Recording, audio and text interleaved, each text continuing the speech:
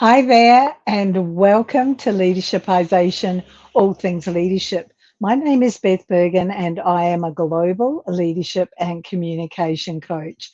My jam is to help executives and managers and business owners build their influence through the development of their leadership and communication skills.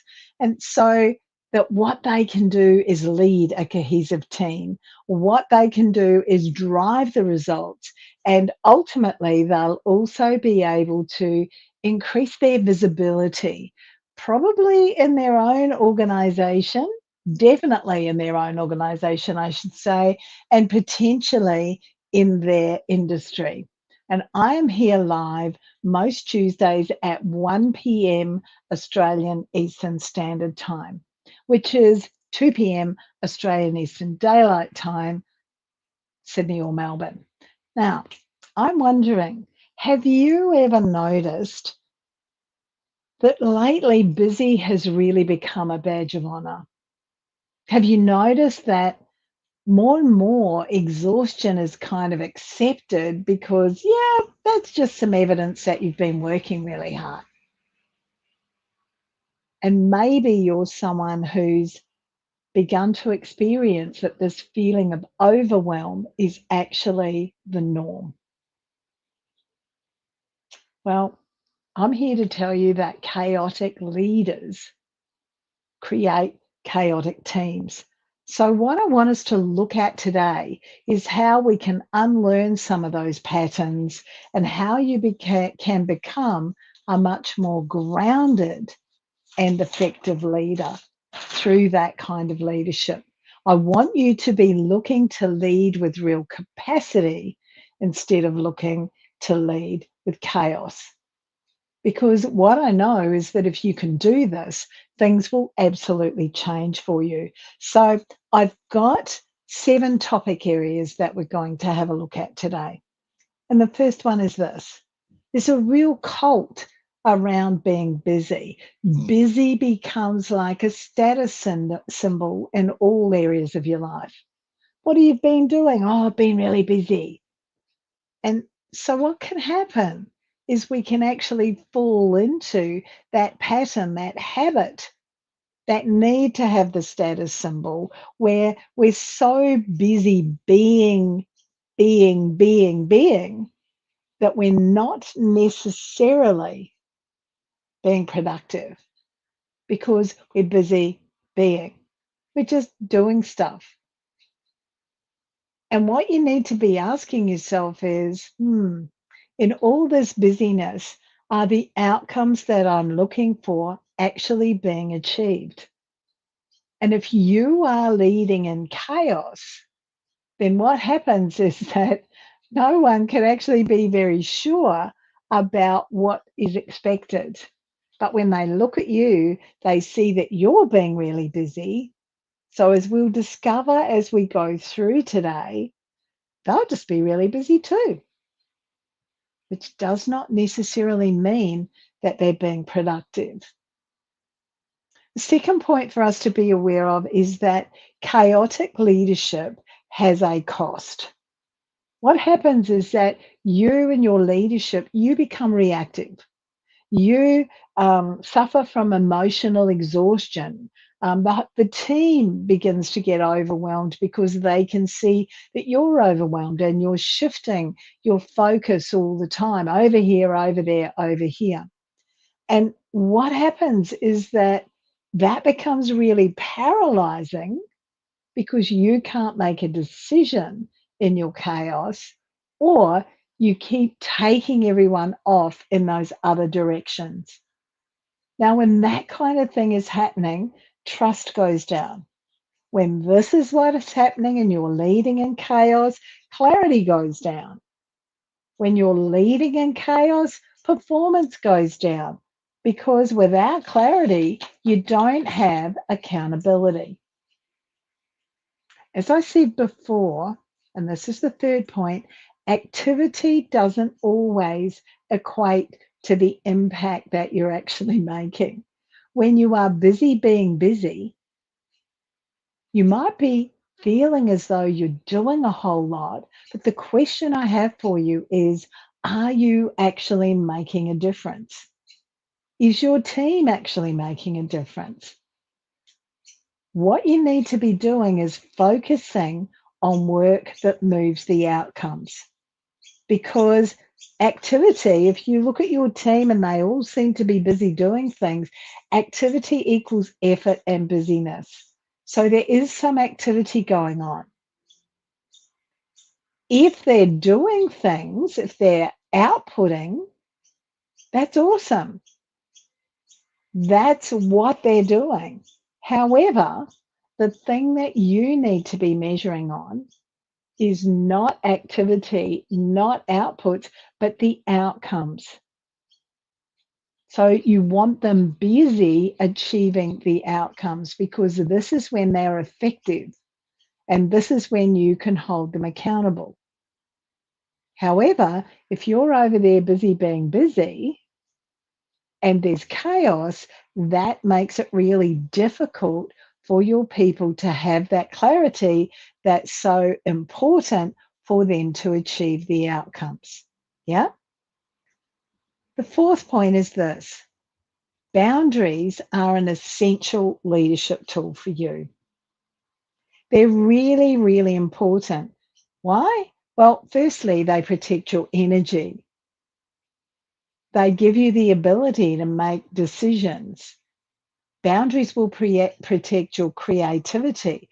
Boundaries will help to provide clarity for your team. And boundaries are what you need to be using to provide a framework for your leadership. Now, instead of saying yes to every single opportunity to do things, to every single piece of work that people ask you to do, set a boundary. Start to think about, what does this look like for my team? How busy are my team? How effective are my team being already? That's the first thing. So start to think, do I need to take on more work? The second thing is, do you need to go to every single meeting that you've been invited to?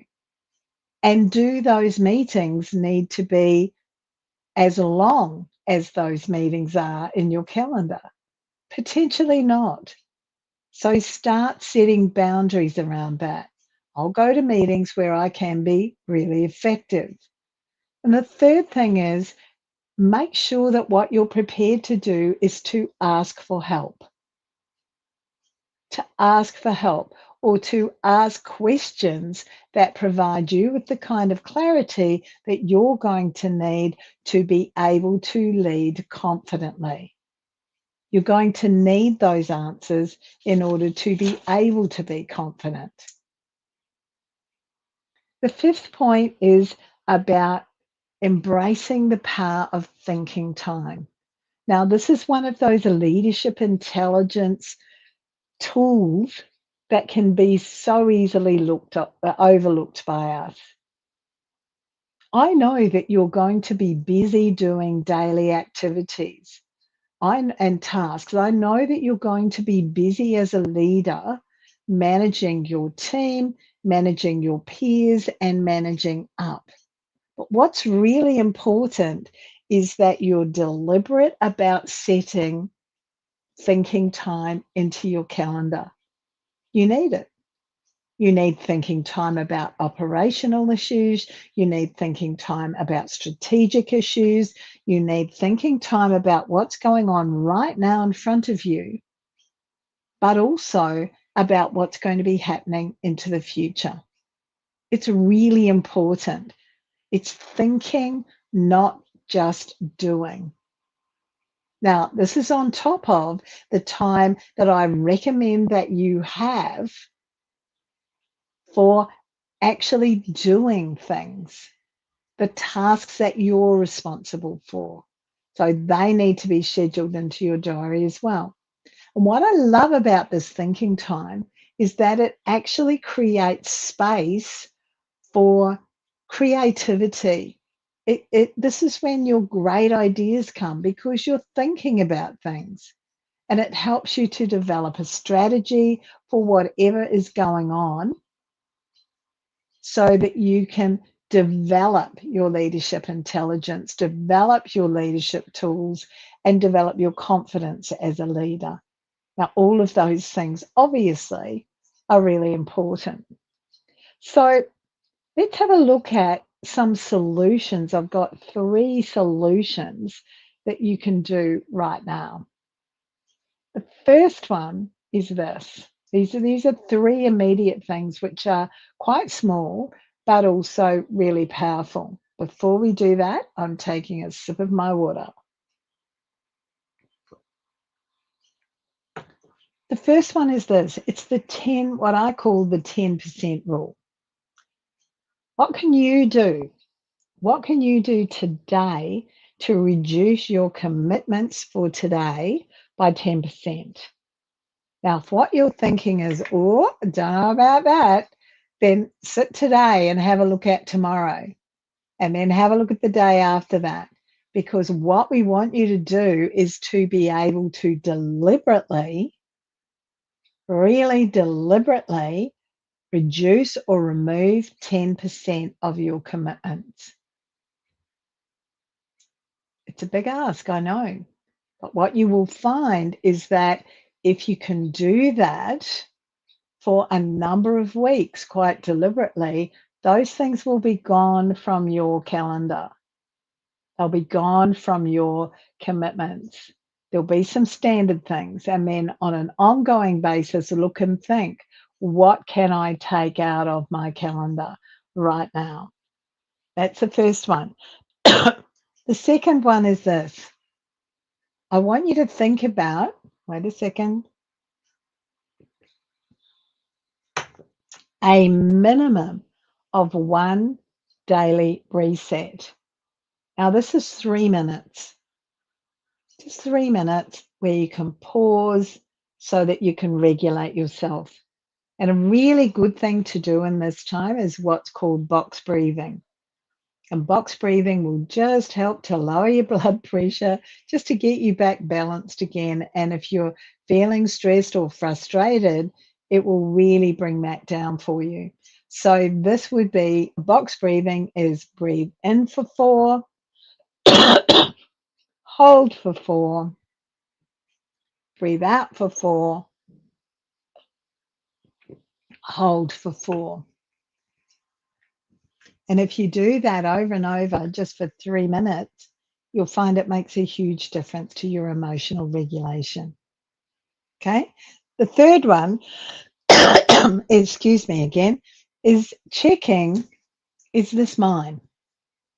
So it's what I call the is this mine check, because it's too easy as a leader to accept the emotions that others are feeling, the frustrations others are feeling, the tasks that are actually others' responsibilities.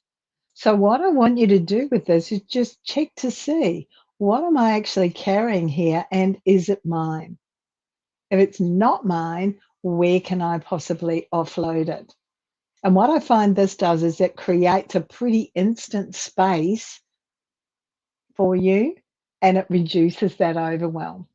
And I'm sure all of you have been in situations where someone has come along, someone in your team has come along and said, hey, this task here, I'm not exactly sure what I should be doing next. So I thought I'd come and ask you, and you go, oh, okay, yeah, just leave it with me. I'll sort it out and I'll get back to you.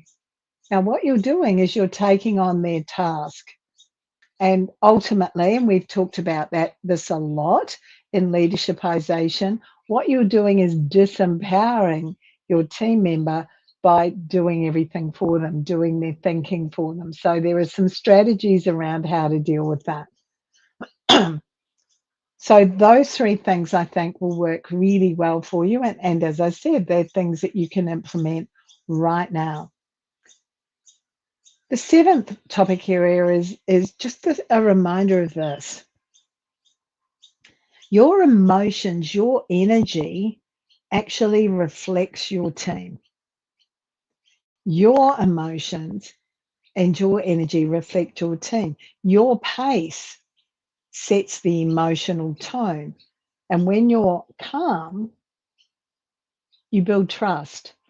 People feel safe. They have clarity. Productivity is likely to rise and accountability is there because there's clarity.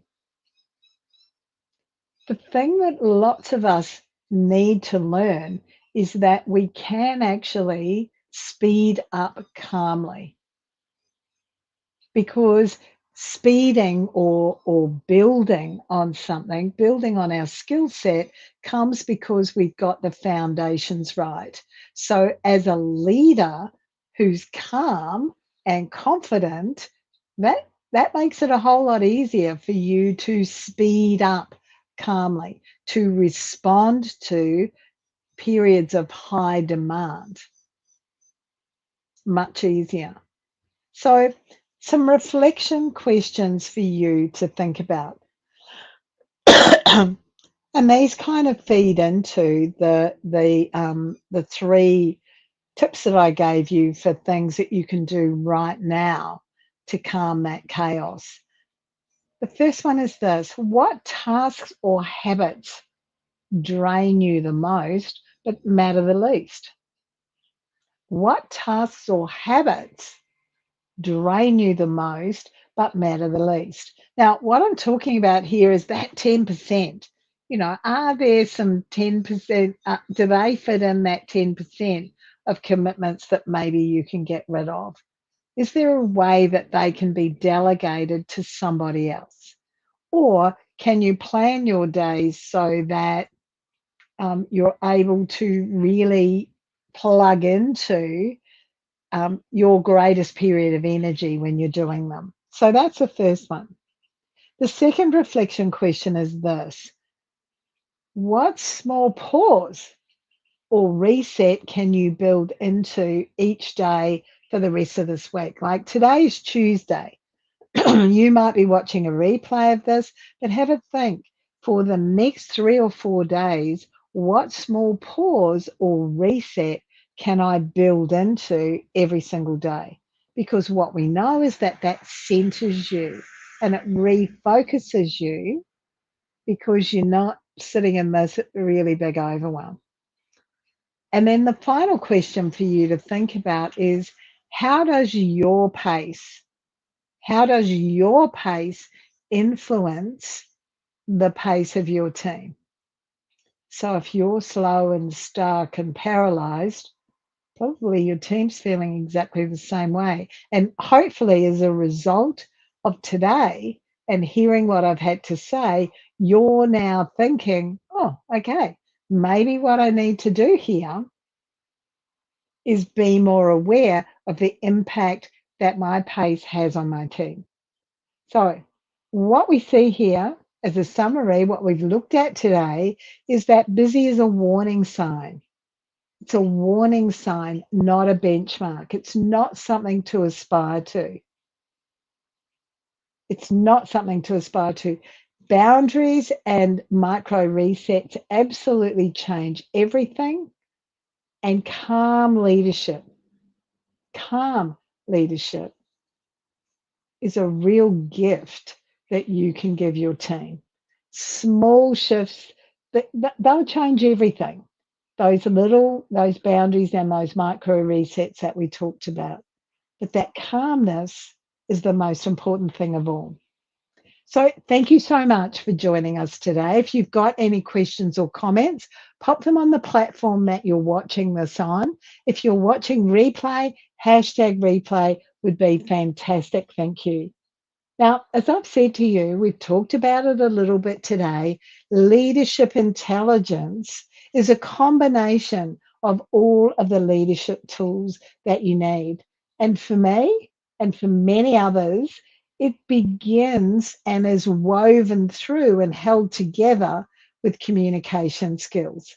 So, on a regular basis, I offer my Smarter in 30 Days program, which is all about You saying it smarter, being able to develop rapport and being able to influence your team through a recognition of different age groups, of different styles of communicating, and then building your own knowledge and confidence in those areas. So if you're interested in hearing some more about that, no pressure, not going to hassle you with a hardline sales call. Use the 30-minute call, book a call with me, and you'll see that on the platform that you're watching this on. Thank you so much. I look forward to seeing you next week. Bye now.